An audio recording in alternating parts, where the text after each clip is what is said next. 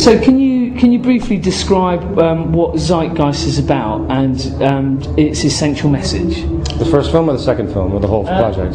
The first one, the second one, and the whole thing. The first film was a treatment on myth, things that were basically elements of society that people think are real, but as you take an objective look back, you see that there's a lot of mythology that occurs. And it's not just mythology in a traditional sense, such as religion, which is the first section of the first film, but the mythology of 9/11, which if you take a strong objective look back, and as difficult as it is, you begin to see that the conspiracy theory that could possibly exist is actually the government's story and not some fringe cult ideology, which is what the government claims. And then the third attribute, which would detail even a more powerful form of myth, which is what's continued in the new film, deals with the monetary system and war and the banking system and things that people kind of take for granted. They don't have a full grasp on. For example, war is usually assumed to be this two countries that essentially can't meet in a civilized manner of some agreement, so they engage in war. But what you tend to find is war is actually a business. If war wasn't a business, they could script in a draft human lives. What they would do if it wasn't a business, they would actually take all the industries and conscript all the industries for no profit ever to be made. They don't do that because war is one of the biggest businesses there are. So, and they make weapons, so they use them. So keep that in mind. So that's a mythology that people have, this general notion. So I continue the financial system in the new film, and that's the first section of the film. It's in two sections, 4 parts. The first section deals with the monetary system.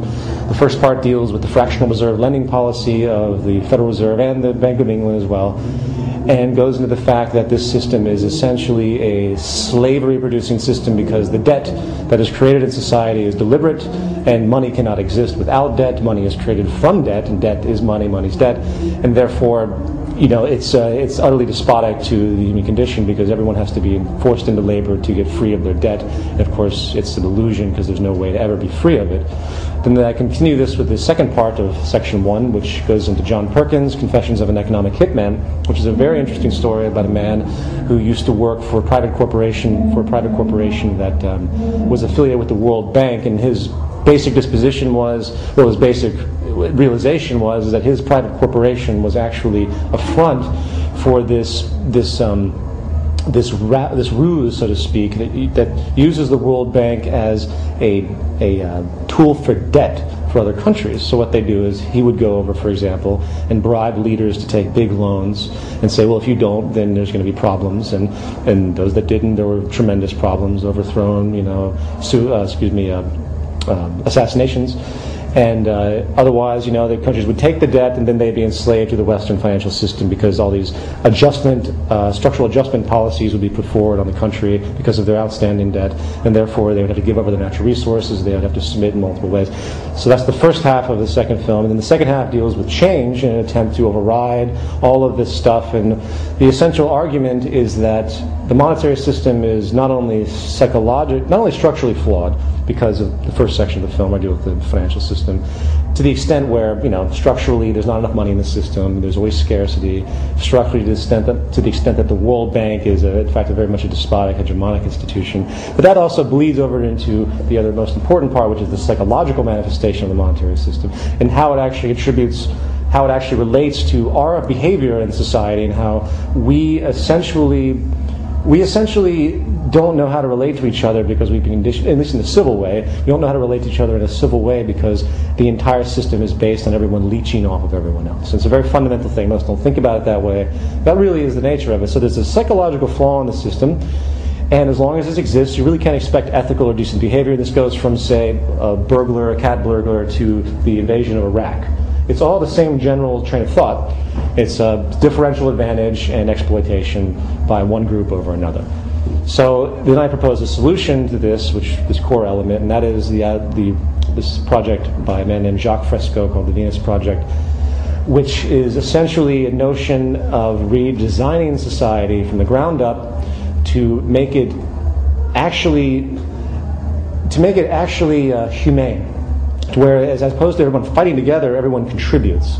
And it's a very complex thing for me to talk about. It's very long-winded, but essentially you want to design society for society. You don't want it to be this outdated system that we have today of all sorts of convoluted notions and outmoded structures and political systems and even religions. Not to say religions would be outlawed or anything like that. It's just coming to terms with these understandings about how we interact as human beings and the things that, updating society to modern-day knowledge, both technologically and spiritually, so to speak, because there are many things that we've learned through science that, we don't blame ghosts and demons on people getting sick.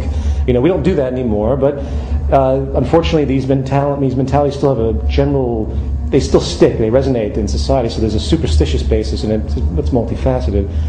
So the advocation is a new social system that not only is structurally designed for society, but advocates in its environmental resonance a new human value system. And in reality, both of these things have to occur at the exact same time. You have to have a human value system cultivate and society cultivate, an environment to be cultivated, because they have to balance each other out. You can't have just one and then the other. So simultaneously, this has to develop, so it's through a process of education and social restructuring that such a system could come to be, and that's what the film advocates very generally. And I'd say that basically encapsulates the whole project. The whole project in general is this. The first film deals with the problems, and then I attempt to get to the core of the problem in the second film, and then present what I feel is at least philosophically, a very decent solution that has so many elements to it that can be expanded upon by other minds and continued forward. The philosophical basis, I think, is quite profound, and I think it's nearly empirical. So. I think you've done a fantastic job on it. I really enjoyed watching it. It was kind of one of those documentaries you watch and you kind of shake yourself down and feel slightly different after watching it. So thank you very much. Oh yeah, sure. Thank you. I'm interested to know, talking about the monetary system just for a moment. I think it's really interesting that I myself didn't know about the fractional reserve system and how that works and so on and so forth, and it was kind of sat there quite aghast. I mean, I have some understanding of it, but watching that explained quite well, and it kind of led me to think, why don't we, as you point out in the documentary, why don't we as individuals fully appreciate money within the centre of our society? It's obviously fundamental to it. So I think it would be very helpful for people to sort of be educated in that. Is there anything you might say about sort of the money and why people don't know about it and how they could sort of get to understand it? Or is there any thoughts you might add to that? Well, I think it's basically goes back to the structure and psychological elements of it. Well, first of all, people don't generally know how money is created. They have no understanding of money. It's just one of those things that exists in the system and they just live with it. And most have never questioned it. It's a form of faith, and that goes back to its religious connotations, as I had pointed out in the first film. Basically, I would say that people need to learn about what the system is, of course, not only from a structural standpoint, but in psychological standpoint. I think once people wake up to realize, for example, structurally, that you're only as free as your purchasing power will allow you to be. People think we live in a free country or whatever. In the United States, it's a free country, so they say. Well, how is that when you have no choice but to submit yourself to what is essentially a private dictatorship in a corporate structure 40 hours a week on average? How are you free when you literally have to work in some predefined element that you have very little choice to? Some people can be entrepreneurs and make their own way, but still, they're restricted by the structure. So you're only as free as the purchasing power will allow. And most don't consider that. They don't think about that because they've been brainwashed into what the meaning of freedom actually is. On a different point, democracy is another word that's thrown out in our societies. Democracy is basically... There's no such thing as a democracy in a monetary system, especially based on our current monetary system, because the more money you have, the more advantage you can get. And the whole element of an election is how much media coverage you can get, because that's how people learn about you. So if you're a small-time guy with all the great ideas, all the altruism, and the media doesn't like you, for example, in the United States there's a man named Ron Paul who was blacklisted in the media. He really represented all the things that I think really would help things, like shutting down the Fed, limiting the income tax, and disbanding from all of these larger, really despotic financial structures. But of course, the media has strong affiliations with the corporations have strong affiliations with banks and the established political structure. So naturally, anyone who truly wants to help is not going to be able to. So so the more money you have, the more influence you have, the more funding you get. So it's not only money that's on personal